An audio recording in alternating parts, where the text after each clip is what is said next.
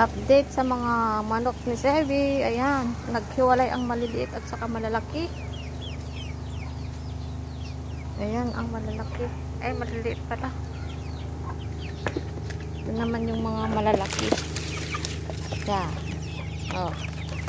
Mapudutan ta. Ayan.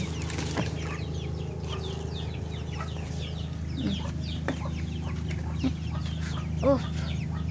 Yan ang malalaki. 2 weeks old.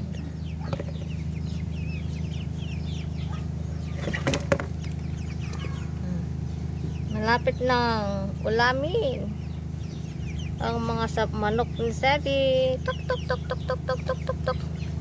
Tok tok tok tok tok, laging gutom. Tok tok tok tok tok tok tok tok tok tok.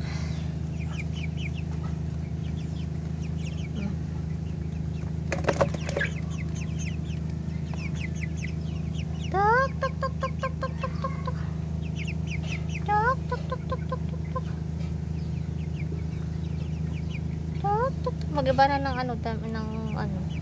balahibo na. Tutubo na ang mga balahibo.